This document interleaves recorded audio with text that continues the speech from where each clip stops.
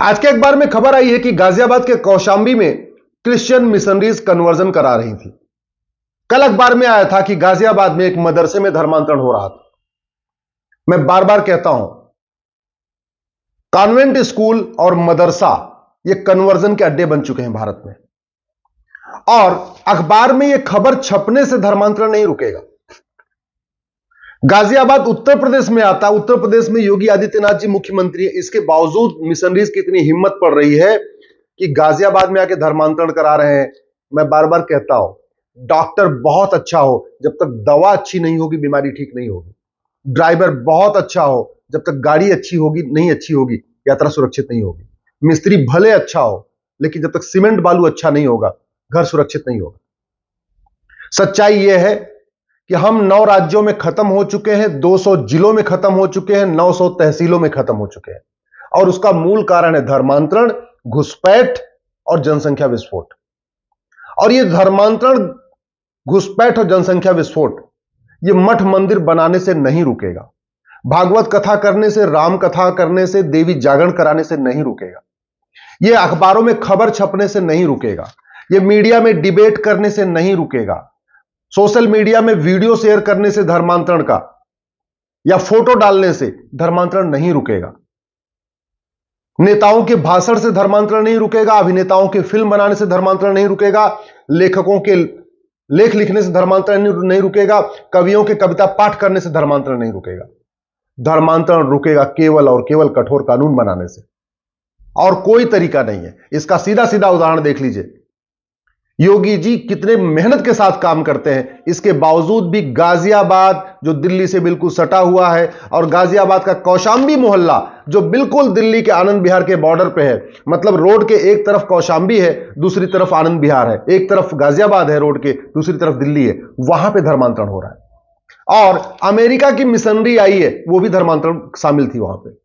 हम कैसा वीजा दे रहे हैं कि लोग वीजा लेके आते हैं और धर्मांतरण कराते हैं, क्योंकि उनको खौफ नहीं। हमने वीजा में कंडीशन नहीं डाली कि अगर आपने भारत में आके धर्मांतरण कराया तो आपको 50 साल की सजा होगी, हमने वीजा में डाला ही नहीं। तो लोग वीजा लेके आ रहे हैं, दिल्ली में भी धर्मांतरण करा रहे हैं, बस्तर में भी धर्मांतरण करा रहे हैं, उड़ीसा में भी जाके धर्मांतरण कराते हैं, और छत्तीसगढ़ में भी धर्मांतरण कराते हैं। धर्मांतरण हमारी राष्ट्र की सुरक्षा के लिए खतरा है। मुगलों के टाइम में धर्मांतरण हुआ, अंग्रेजों के टाइम में धर्मांतरण हुआ, आज भी धर्मांतरण हो रहा है। कांग्रेस के शासन में भी धर्मांतरण हो रहा था, सपा के शासन में भी धर्मांतरण हुआ, बसपा के शासन में धर्मांतरण हुआ, अब योगी जी मुख्यमंत्री तब भी धर्मांतरण हो रहा है।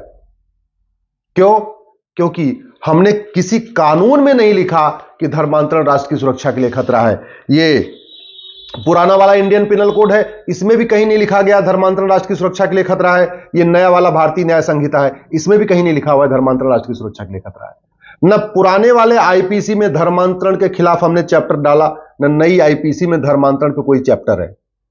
धार्मिक भावना आहत करना अपराध है, ये पुराने वाले आईपीसी में भी था। धार्मिक भावना आहत करना अपराध है, ये नई भारतीय न्याय संहिता में भी अपराध है, लेकिन धर्मांतरण अपराध नहीं। जरा सोचिए कितनी कि धार्मिक भावना आहत कर दिया तो अपराध, लेकिन किसी को कन्वर्ट कर दिया तो अपराध नहीं।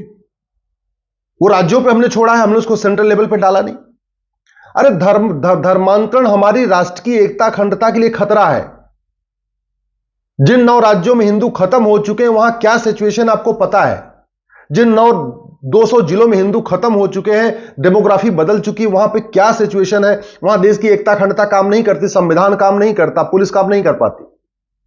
जिन 900 तहसीलों की डेमोग्राफी बदली है, वहां एकता अखंडता खत्म हो चुकी है, वहां एकता काम नहीं कर रही, ना भाईचारा काम कर रहा है। इसके बावजूद धर्मांतरण कराने वाले और उनके मददगारों पे यूएपीए नहीं लगाया जाता। यूएपीए कानून है, लेकिन यूएपीए में कहीं लिखा ही नहीं है कि धर्मांतरण से देश की एकता अखंडता को खतरा है, इसलिए धर्मांतरण कराने वाले उनके मददगारों पे भी यूएपीए लगना चाहिए। कहीं लिखा ही नहीं कानून में। जब लिखा नहीं तो पुलिस लगाए कैसे? धर्मांतरण राष्ट्र के खिलाफ एक इनडायरेक्ट वॉर है। मुगल यहां आए थे केवल और केवल लोगों को कन्वर्ट करने के लिए, बिजनेस व्यापार करने नहीं आए थे। अंग्रेज यहां आए थे केवल और केवल लोगों को कन्वर्ट करने के लिए। ईस्ट इंडिया कंपनी आई थी बिजनेस करना, वो व्यापार तो एक बहाना था, मूल मकसद था भारत में लोगों को क्रिश्चियन बनाना। मुगल यहां आए थे व्यापार के बहाने, व्यापार एक बहाना था।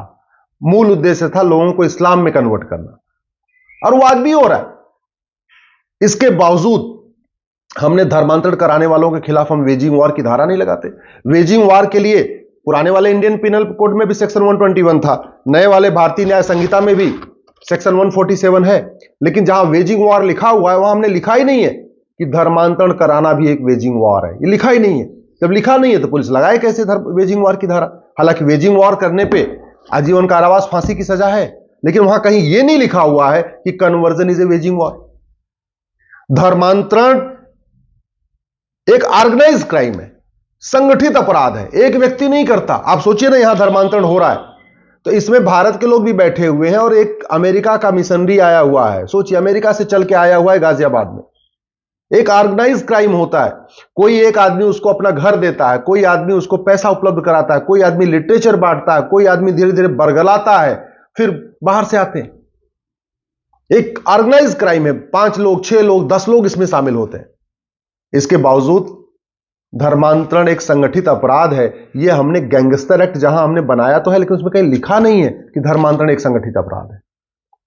महाराष्ट्र में मकोका है, गुजरात में गुजकोका है, लेकिन कानून में कहीं नहीं लिखा हुआ है कि धर्मांतरण भी एक संगठित अपराध माना जाएगा। अगर वो होता तो यूपी गवर्नमेंट गैंगस्टर एक्ट लगा देती धर्मांतरण कराने वालों के खिलाफ, महाराष्ट्र मकोका लगाती, गुजरात सरकार गुजकोका लगाती, लेकिन है ही नहीं है।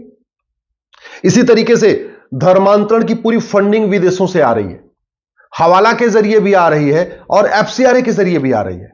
यह 2010 वाला जो कानून है एफसीआरए, यह कांग्रेस ने बनाया ही था यहां के मिशनरियों को, माओवादियों को, नक्सलियों को, अलगाववादियों को फंडिंग कराने के लिए। लेकिन आज तक वो कानून खत्म नहीं हुआ। जब कानून खत्म नहीं हो रहा है तो विदेशी फंडिंग नहीं रुक रही। विदेशी फंडिंग नहीं रुकेगी तो धर्मांतरण नहीं रुकेगा। अल्टीमेटली पैसे के लिए सब लोग धर्मांतरण कराते। धर्मांतरण नशे के द्वारा कराया जा रहा है। स्कूल में, कॉलेज में, डिग्री कॉलेज में, यूनिवर्सिटीज में पूरा ड्रग स्मगलर ने अपना नेटवर्क फैला दिया है। पहले वो हम यंग जनरेशन को नशे में ढकेलते हैं, उनको एडिक्ट बनाते हैं, नशे का एडिक्ट। किसी को गांजे का एडिक्ट बना देंगे, किसी को शराब का एडिक्ट बना देंगे, किसी को किसी और नशे का, अफीम का एडिक्ट बनाएंगे, किसी को चरस का एडिक्ट बनाएंगे।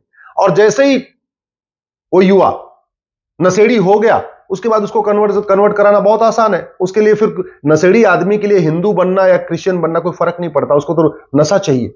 तो फ्री में नशा बांटा जा रहा है। क्यों?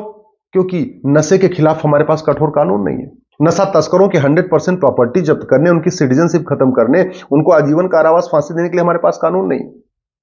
हवाला के जरिए फंडिंग आ रही है, लेकिन हवाला के खिलाफ हमारे पास कठोर कानून नहीं। हवालाबाजों की 100% प्रॉपर्टी जब्त करने, उनकी सिटीजनशिप खत्म करने और उनको आजीवन कारावास, फांसी देने के लिए हमारे पास कानून नहीं है। विदेशों से फंडिंग आ रही है, एफसीआरए हमने खत्म नहीं किया। जो लोग कन्वर्जन कराते हैं उनको और उनके मददगारों की 100% प्रॉपर्टी जब्त करने, आजीवन कारावास, फांसी देने और उनकी सिटीजनशिप खत्म करने के लिए हमारे पास कानून नहीं है। इसलिए मैं बार बार कहता हूं, अगर आपको लगता है धर्मांतरण रुकना चाहिए तो यह कहने से नहीं रुकेगा। नेताओं के भाषण देने से, अभिनेताओं के फिल्म बनाने से, लेखकों के लेख लिखने से, कवियों के कविता पाठ करने से धर्मांतरण नहीं रुकेगा। गांधीवाद की बात करने से, राष्ट्रवाद की बात करने से, अंबेडकरवाद की बात करने से, लोहियावाद की बात करने से धर्मांतरण नहीं रुकेगा। राम कथा, भागवत कथा, देवी जागरण कराने से धर्मांतरण नहीं रुकेगा। एनजीओ बनाने से धर्मांतरण नहीं रुकेगा। है, हमारे पास सब कुछ है, एक से बढ़कर एक।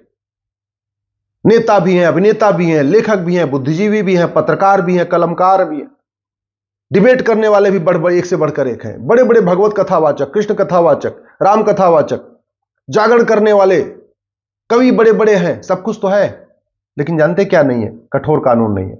मेरी बात से सहमत हो तो इस वीडियो को अधिक से अधिक शेयर करिएगा। और एक बात याद बता दूं आपको, दल गुलामी छोड़ दीजिए। आज के नेता, अभिनेता, लेखक, बुद्धिजीवी, पत्रकार, कलमकार 25 साल के बाद आपके बच्चों को बचाने नहीं आएंगे। कानून बचाएगा आपके बच्चों को। आने वाली जनरेशन को केवल कानून बचा सकता है। इसलिए धर्मांतरण कराने वालों, उनके मददगारों की 100% प्रॉपर्टी जब्त करने, उनकी नागरिकता खत्म करने और उनको आजीवन कारावास, फांसी देने के लिए कानून बनाए, कानून की मांग करिए। नहीं तो धीरे धीरे धीरे, अभी तो 9 राज्यों से खत्म हुए हैं, 200 जिलों से खत्म हुए हैं, 900 तहसीलों से खत्म हो चुके हैं। आने वाले टाइम में आप अपने शहर में भी माइनॉरिटी हो जाएंगे।